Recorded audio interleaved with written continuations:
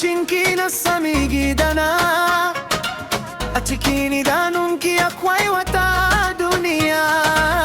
Na je nake da zuciya na taya, amma kika karya zuciyata.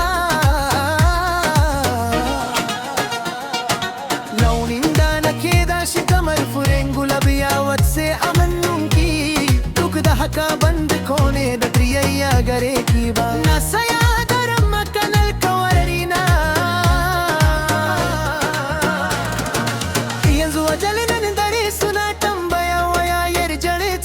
soyayya, wani ya zana alayin mafarkai suna mai kama da wada.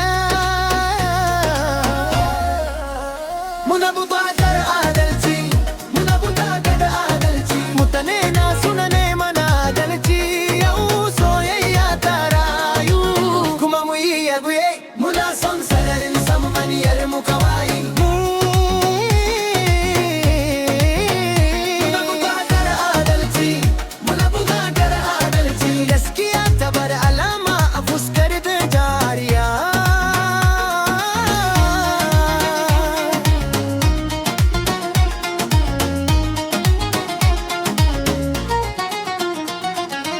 Halinki ya yadda cikin tafiyarki, idanuna sun karanta komai. Wanda ya yi dariya ya fadar da ni, shi ne ya sauya launinsa. Amma wanda kisa yi cikin yunwa ko ne titi, na zama muryarsa, na mai da raunuka na garkuwa, kuma na ci gaba da tashi kullum. Lokacin da zalunci ya kewaye ƙofofinmu, ba mu tirga kakan ba. Da tutar hargewinmu a hannu, ba mu tare a juyawa baya. Muna buƙatar adalci, muna buƙatar adalci, mutane na suna neman adalci. Yau soyayya ta rayu kuma mu yi yabai, muna son sararin samaniyar mu kawai.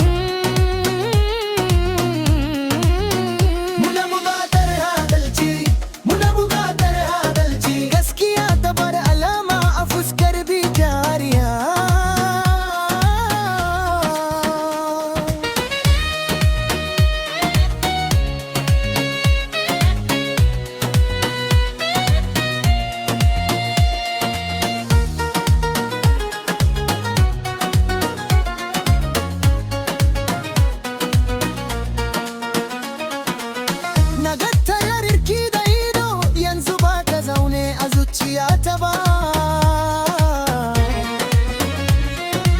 wanda ya saci jinin mutane, mulkinsa yana faduwa kamar rana.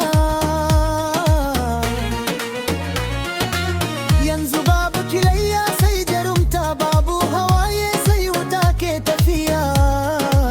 A hannunmu akwai aiki, a zuciya akwai rahama, kuma muna tashi sama da zalunci.